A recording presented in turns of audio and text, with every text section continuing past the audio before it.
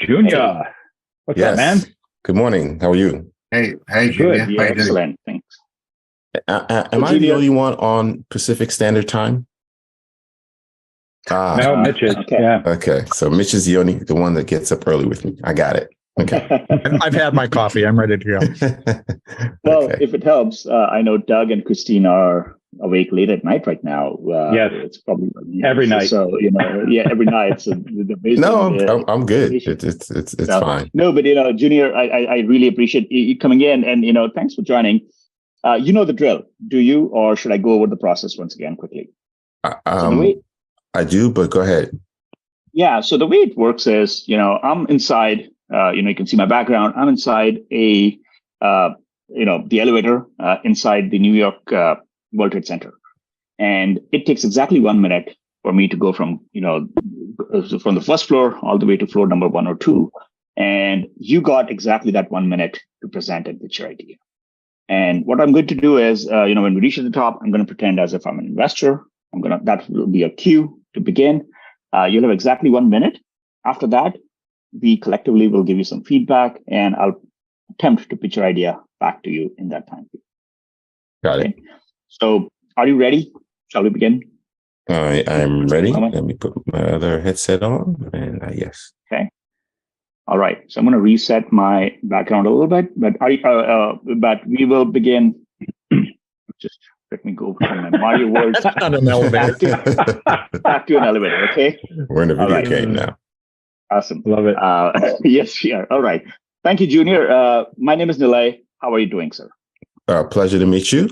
I'm doing well. I hope you're having a great day. I am currently the founder and CEO of a new company called E-kive. I'd like to share the idea with you really quick.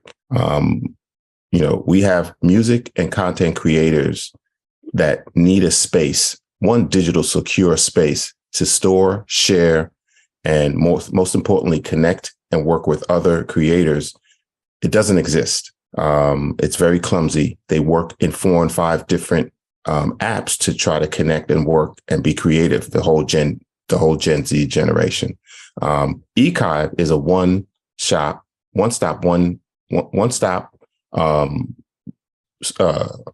E-kive is a one-stop online secure digital community where music and content creators can share, connect, and work with one another in a secure suite that allows them to put their files, their connection in one space to create new songs, new content, and create new collaborations and meet new creators.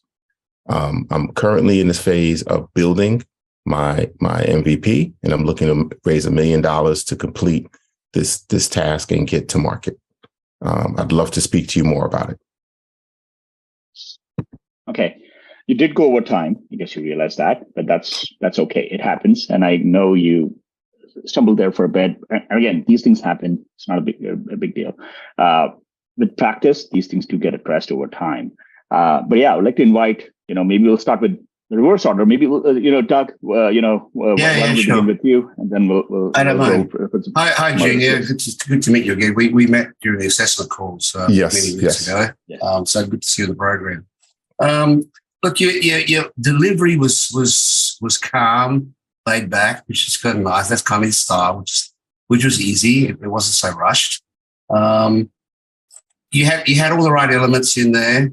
You asked, but there were a couple of things that I as an investor, I would ask is, what is the real problem? You're saying that people don't have a place to put all this stuff together, but yet they exist already. So what's the problem by not having it? Are you becoming the musician's Dropbox? And so it's easier to access stuff on an individual basis, or is it the industry Dropbox where people can start to see what other people are doing and sharing? I didn't get the sense of that one because I didn't understand what the real problem was. And in real life, I don't know the music industry that well, apart from being a listener. But you are from the music industry and you understand what the problem is. But when you, excuse me, but when you're explaining it to investors, they may know the superficial side, and you know what the real problem is. And I think getting that out in a simple way could enhance your pitch a lot more. But generally, only because I'd met you before, we did talk before. I had an idea of what you were doing anyway. But yeah, the only thing was, why is this a problem? Would be what I'd be looking for. Okay. Good. Junior, do you want to address that? Yes. We move? Yes. So it's a problem for two reasons. The first reason is the pandemic has sped up the ability, the need for people to work digitally. And now that has become permanent. That's become a permanent way of how people collaborate is digitally. So the day of getting into a real recording studio or sitting together at an editing bay, those things still happen, but they happen at a lot lower percentage. Now people are more accustomed to sending files and working from home. Everyone has a home studio, or they have a friend that has a studio or a workspace. So the need to now try to still create that sort of collaborating, being in a room together is still there, but doing it digitally.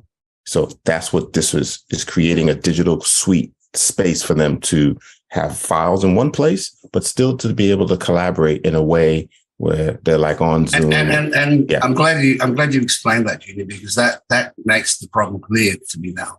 Yeah. So you could say, maybe if your pitch had to use words like, because of the pandemic, people are working remotely, and it's really hard to collaborate together because your music's and information's all over the place, and you're providing that place where it's all happening in one place. Yes. That would be clear for me. Okay. I think this is really powerful. Yeah, thank you for bringing that up, Doug, and thank you for addressing that. There were 2 points you mentioned. One was the need to work digitally. What was the second one? Repeat that. I'm sorry. You were mentioning 2 problems, right? One was the need to go digital. What was the second one? One space that you can keep your files to store, connect everything instead of using 5 different apps and ways to connect. Got it. Okay. That's good to know. Yes, Jeff, you had some things to add.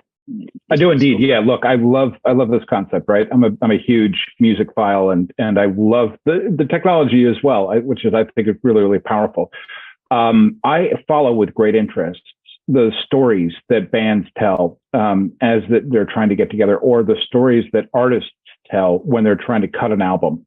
Especially during the time of the pandemic, you're absolutely right. But look, this problem was in existence a long time before that, because typically artists are very disparately located from one another, as are the engineers, as are the music executives. Everybody is all over the bloody place. And the idea is this notion of how can they come together comfortably in a safe and secure and welcoming environment that basically is easy to navigate and to use, that is kind of like magical for them to get together and very simply, with very wonderful user-friendly graphics, be able to reach out and say, let me just pull that song up. What was the last cut or draft of that particular run? What about this particular drum line? That kind of thing, and just have a play with it. Not to mention, obviously, getting artists involved for album covers and things of that nature. You and I talked a little bit about this previously. And the remote working disparate geography problem is one thing, which is super important. The ability to then record tracks and things of that nature and then have them come together in a similar space. There are a couple of apps out there, right? Like GarageBand and a couple of others that would allow you to do that. So a drummer in Australia can whack out a riff, and then off the back of that, somebody in Europe can like throw a bass line in, and somebody else can throw a lead guitar line in, that kind of thing.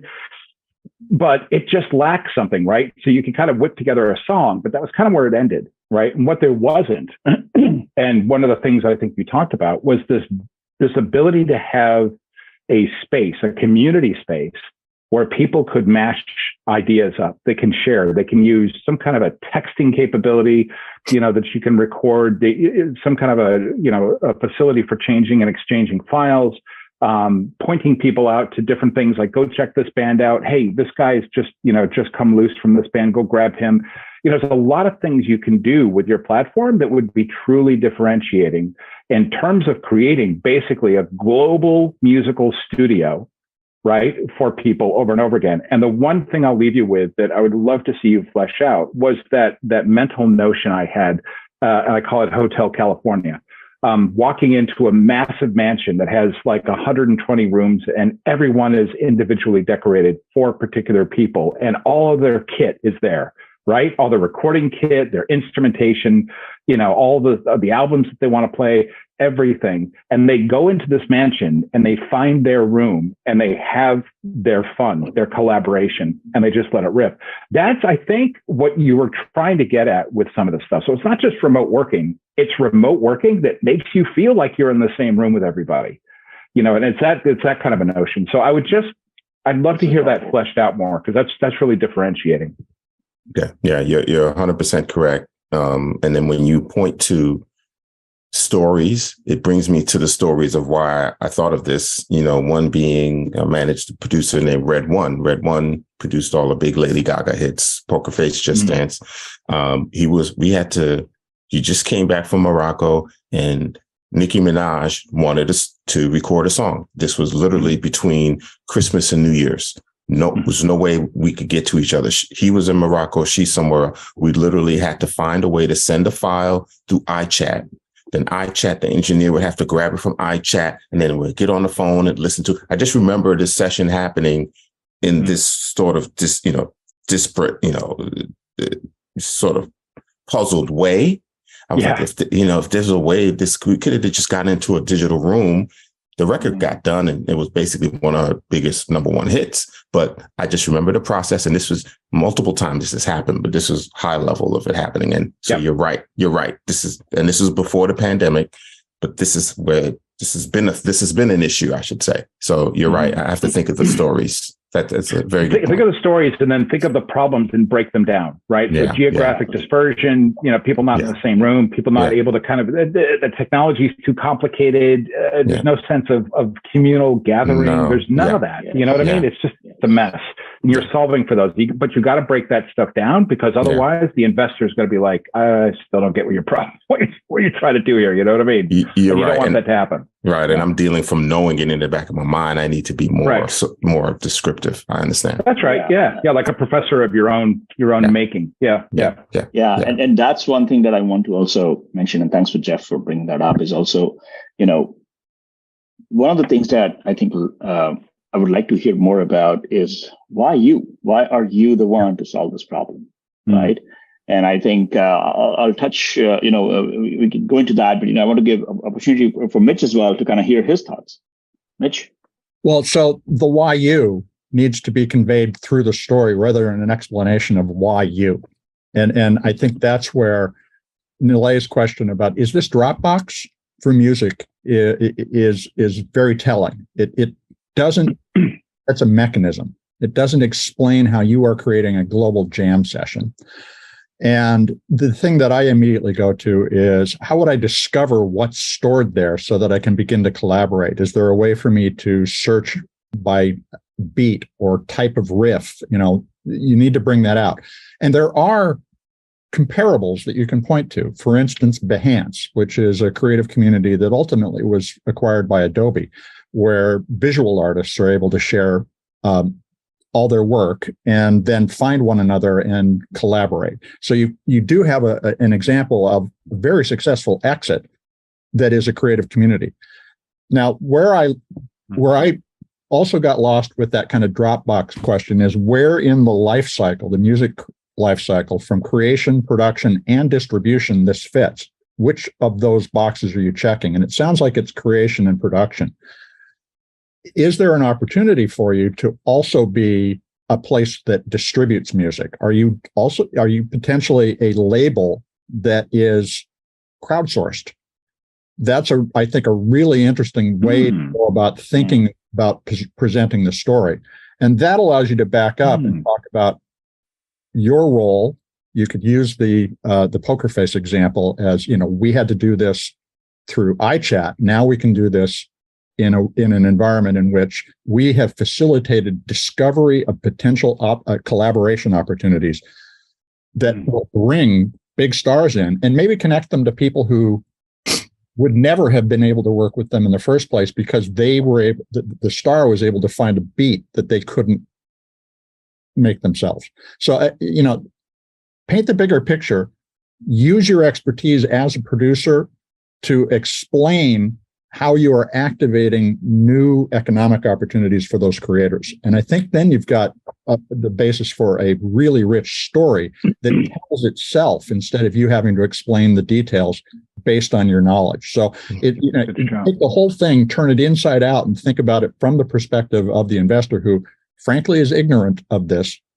Each of us might have some experience like Jeff's talking about, but we don't know the whole picture. So very clearly put the service in the context of the music life cycle.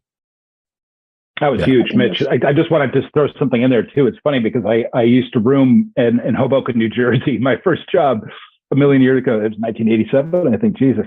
And I roomed with a guy who was a bass player for Taylor Dane. So, sorry, Taylor Dane is like, I think, a one-hit wonder, if that was even a hit. No, she had a few more. She had like 3 or 4. She all right. She had 3 or 4. That was a DJ then. I remember. I gave him a load of shit for it. I thought, man, that's just weak because he was so cool. Yeah. Anyway, but what was interesting is it opened my mind up, it opened my world up to understanding how people go on tour. Right. And how people buy in session players to kind of help basically build albums. Right. You have a lot of single artists who need bass players and guitarists and backup vocals and drums and all sorts of things, not to mention engineers to put it all together. And it is like this huge subset of the musical world. I mean, it's like all that stuff, with icebergs, right? It's that big chunk underneath. There's a huge number of session players. And to Mitch's point, and he absolutely nailed it, Jesus, you could create a massive market for these people and bring these folks together in such a seamless and easy way and sort out, the contracts and everything else online, boom, boom, boom, sign up, great, start playing, kind of thing. But that would be a huge solution. That's really interesting. And that positioning makes $1 million for an MVP a much more reasonable proposition. Yeah. Yeah. And that kind of begs the question. And again, going back to Doug's point around, the Dropbox, for music artists, like, there are different aspects and different ways to look at it. Obviously the two obvious ones is one from the perspective of the musician or the artist, or from the perspective of music production. And sharing and creation. Second perspective is from, and a lot of investors might tend to that because that's one of their, their areas that they're comfortable with, is the technology perspective. Whether this is similar to a project management platform that exists for managing large projects, but you're specifically tailored towards, the music industry and the content creation industry, because that has a niche set of challenges and a niche set of requirements. There is the storage aspect, right? Because, storage is a problem, security, and access is a problem. You're not dealing with PDF files here. You're dealing with high quality music files, which could tend to be larger and difficult to work with. So there's a little bit of that. And there's the third piece is it a online collaboration software, something like Figma, or Behance, where essentially, you're trying to get people to collaborate with each other, delegate tasks, or maybe, discover each other's work, and work together, get some feedback, and build upon each other's work. Those are all three, and they don't have to be separate. But from your point of view, Junior, what do you focus on, especially from the product standpoint, the storage, the project management, as well as the collaboration pieces? Which ones do you care about the most, or which ones do you feel is the biggest problem, and what are you focused on? Okay, it's a great question. With E-kive. And it's a great question. And what Mitch brought up was something I considered as well in terms of it being a label. I wanted to take myself out of competing with other digital labels. I didn't want to be a label out the gate. That is something that we, I think, can get to. The immediate problem I wanted to solve was the storage for the Gen Z music and content creators. There's a company called Iron Mountain. Iron Mountain is the big sort of archiving digital storage. They've come into the music business and they've solved this problem for legacy artists. They've gone to record labels and taken the old sound recordings and digitized them and created this whole sort of digital space for legacy. And I've done a couple of panels, and that's what made me realize there's no one focusing really on Gen Z. These are the new creators. So my focus is really digital storage that speaks their language, and collaborating, which is the lifeblood of how they connect and work together. So when you get in my portal, you distinguish who you are. When you set up your profile, I'm a musician, I'm a producer, I'm a cinematographer, I'm a content creator, so that when you're on, people know who you are inside the portal. And that's so that suggests that you need to be integrated with things like Discord and WhatsApp and so forth. And I would talk about that. The fact that you're building an infrastructure or an integration point that can address all the channels that the Gen Z audience is going to use. That's a key point if you're going to go that way. Okay. Yes. Yeah, I think that's really important. Thanks, Mitch. I think so that's really important. Storage and collaboration being the top priorities, and the current gaps in the market here. We didn't get to chance to understand why you, and more importantly, we did talk about that. You bring in that perspective and that experience. Is there a moat here, a unique insight that or a unique piece of technology or unique approach that you can point to as your moat, as something that differentiates you not just with the current market, but also in the future market, from future competitors? What gives you that protection against competition or differentiates you? The differentiation for me is the positioning of where I sit. I sit still deeply within the weeds of the music and content creation business. I still work with writers and producers on film and TV projects and placing their songs on TV and shows and finding matches for them to be aligned with music libraries. I'm still in it. So my everyday life, I am dealing with songwriters and producers and content creators and creating songs for projects as we speak. So I experience this on a daily basis, and I actually set up collaborations between writers and producers and trying to get them to work. So that's what positions me to understand and see this really presently on a daily basis. Are you an artist as well, or are you a producer? No. Or have you done the entire cycle? Yeah. So I started as a drummer. I was a drummer, and then I turned to an executive. I am an artist in a different industry. I'm a professional dance roller skater, which is a separate industry. So, nice. So if you go on my IG, you'll see some roller skating going on. Nice. But from on artistic, I help artists find themselves. I help artists find their voices. I help artists find the right collaborators to create songs and content. Okay. All right. Now that's very, that's actually very important, because I think that perspective is a key differentiator. And I think that needs to be brought into the pitch as well. Yeah. Okay. Okay. All right. Do you want me to attempt pitching back your idea? Okay. All right. So let's do this. You get to be the investor now. We are just, approaching top in a bit. I'm just collecting my thoughts till then, because there's a lot to unpack here. And, we only got 60 minutes, or 60 seconds. 60 seconds. I wish we had 60 minutes. I wish we had 60 minutes. Okay. Let me go for it. So,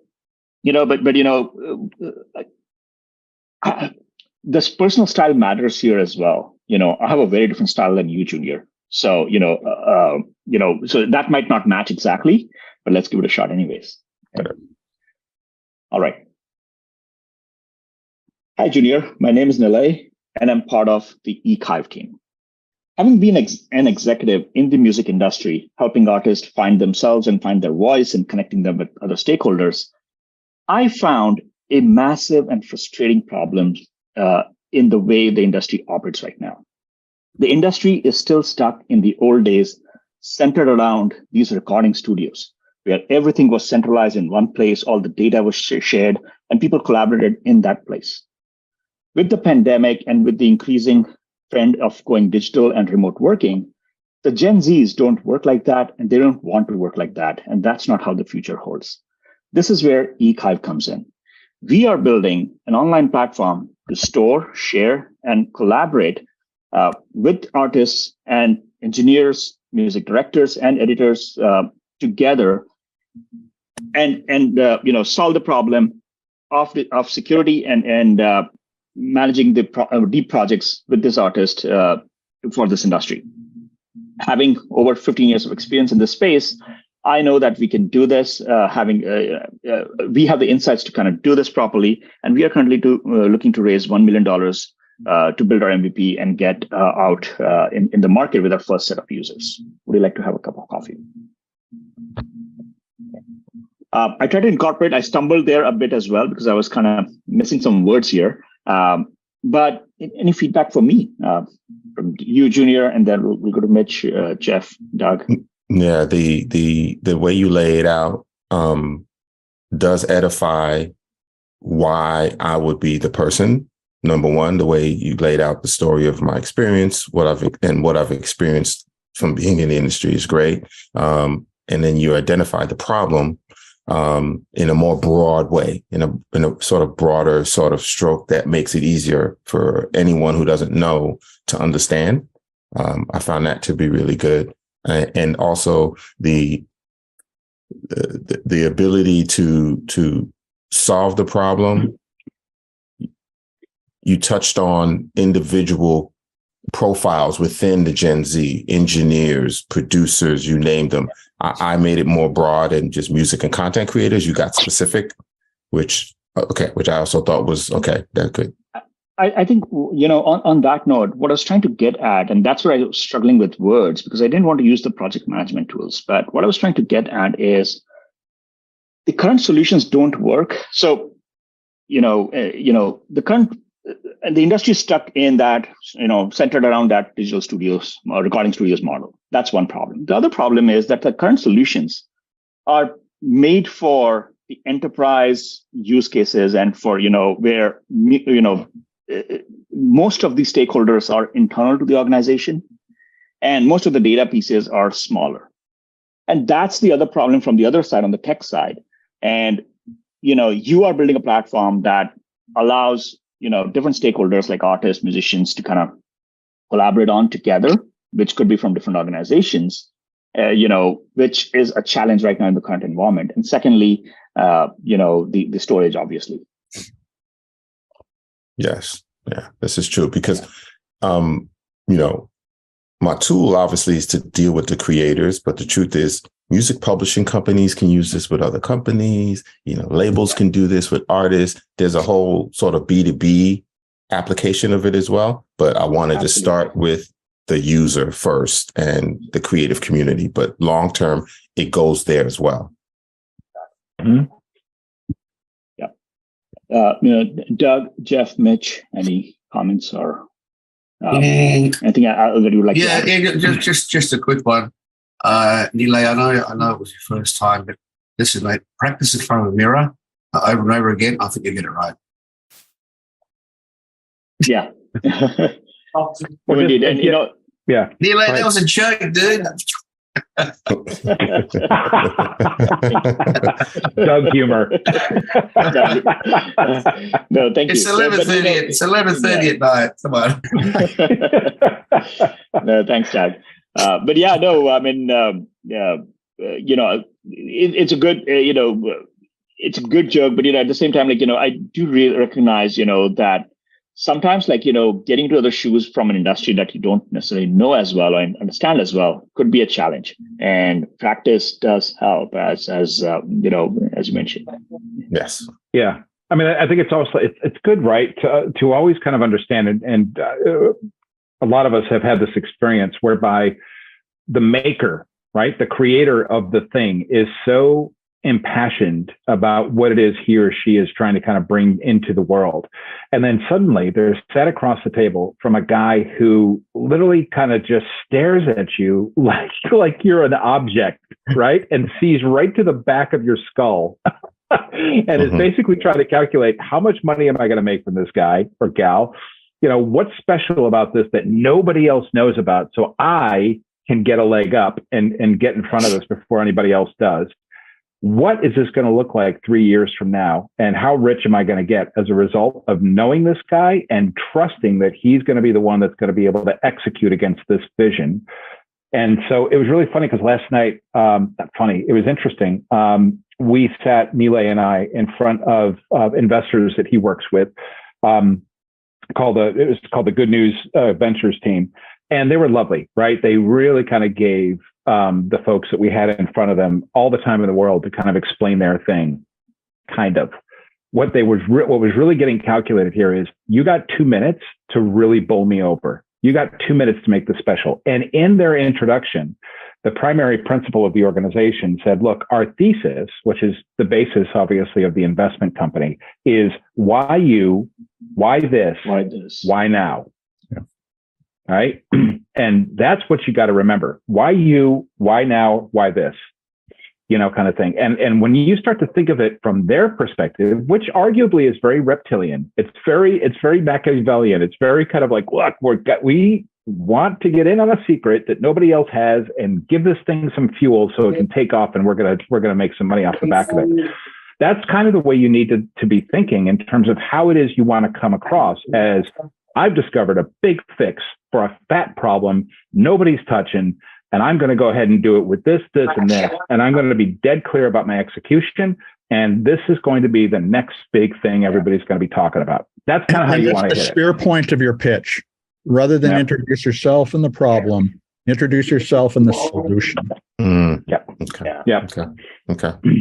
Yeah, and then let them ask you more stuff about it, and then that's great. Then you can compartmentalize it. But you really want to, boom, big jaw punch right there. Like, you're going to listen to this one because you're going to want to be part of it. Okay, yourself in the solution. Okay, I got it. Okay, awesome. Thank you. That was some valuable feedback. And yes, I think that that thing, like, why this, why you, why now?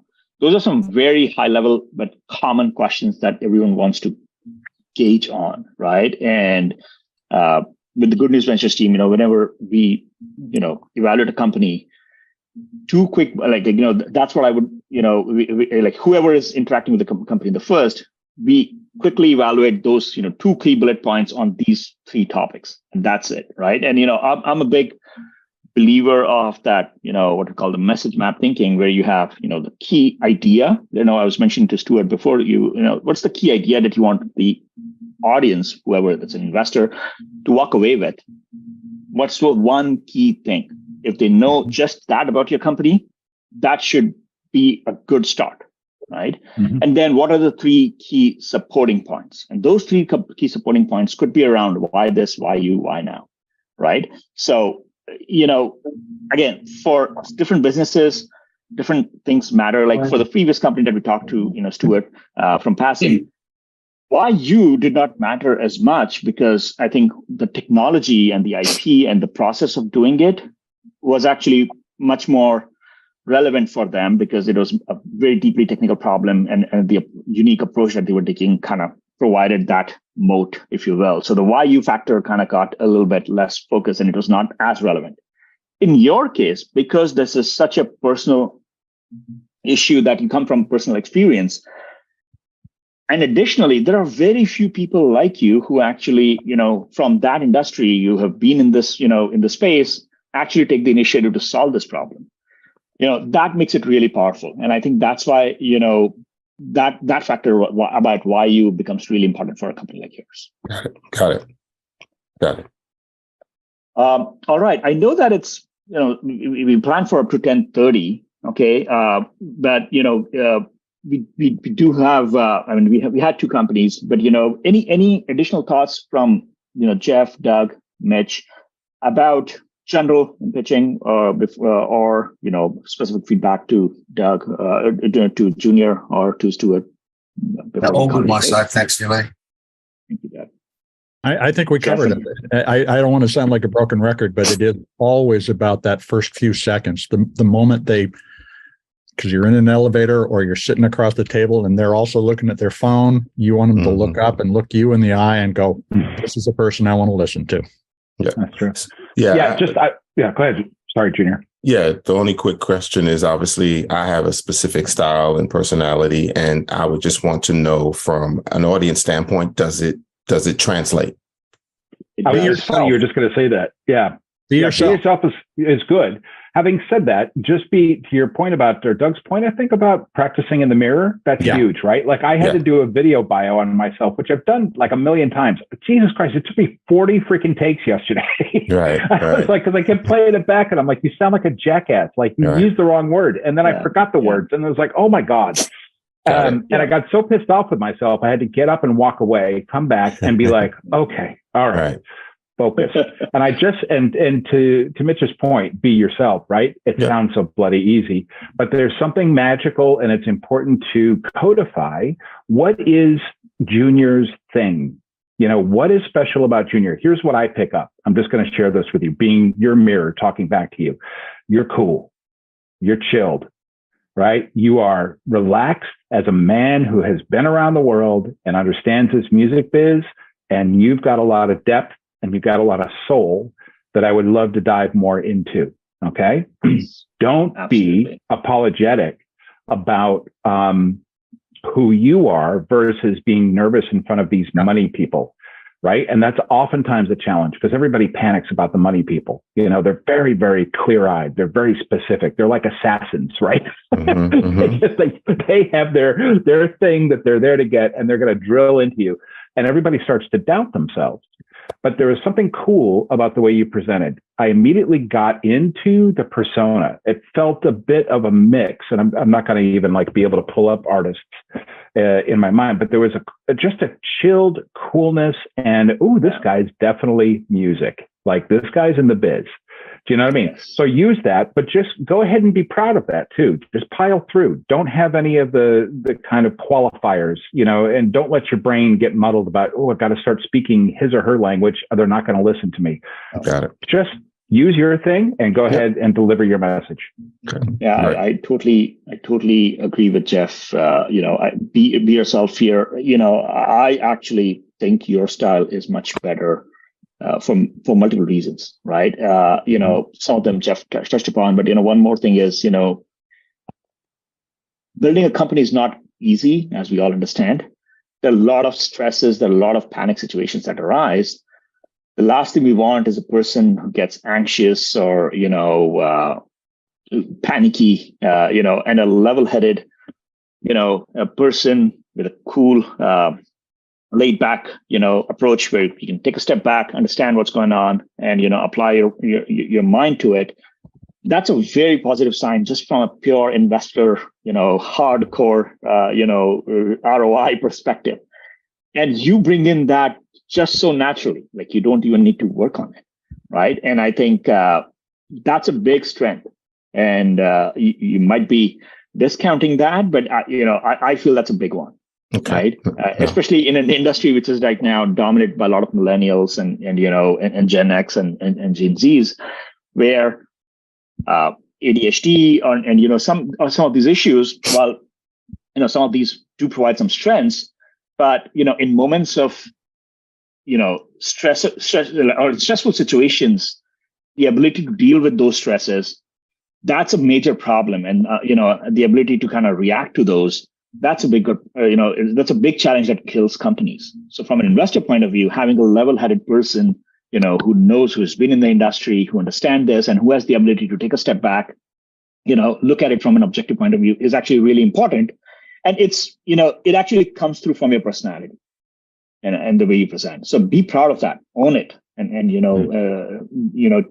don't need to self-doubt about it. Like, you're absolutely, that's an advantage. It's not, not the other way around. No, this is great because I'm comfortable. I've always been comfortable, but I knew that this always worked for me, and I was being myself in my industry. It's just that I know I'd be dealing with a new set of folks that I haven't really dealt with in this way. Long story short, I was a music supervisor for a first-time director, and I had to help put all the music together, score. And this director was Angela Bassett. And we ran into an issue with the score. And so we had to solve the score. It was maybe 3 days we needed to deliver. I found a guitarist that ended up scoring the whole picture. She directed a Whitney movie that was on Lifetime. So I was the music supervisor. And after the project was over, she kind of pulled me aside and said, listen, this was my first time doing this. And I was actually pretty panicked that we weren't going to get it done. But every time I looked over to you, you were always calm and collected. So I kind of felt like, okay, well, it's going to get done. I just want to thank you for being you. Carry that confidence into the conversation. You've got it. Yeah. Okay. So in my mind, I just wanted to know, with investors and money people, which is a different space for me, I just needed to get an idea of, is that audience different? Does it matter? So, investors come in all different shapes and sizes and perspectives. There's no one standard kind, but, from what I experience is, this thing is more, having that calm and composed persona is far more appreciated than the other, than not having that. So there's absolutely no reason for you to kind of self-doubt on that. I absolutely agree with that. But here's the other side of that. If the investor isn't comfortable with you, then they're not the right investor for you. Yeah, agreed. Okay. Yeah, good point. Yeah. That's a good shout. Yeah. And you know what? And investors are interesting, right? Because don't forget that you're shopping too, right? You're shopping for the right people to kind of understand your business, to kind of be there and support you throughout. And they know that. So oftentimes they'll kind of approach you with, hey, let us tell you a bit about us, so that you can kind of like start to latch onto something psychologically and kind of understand what we're about. But they also like being entertained, right? That's the cool thing about being an investor. You get to hear about all kinds of pitches in all kinds of industries. And there's nothing cooler than being drawn by the persona sat across the table from you, being drawn immediately into that world.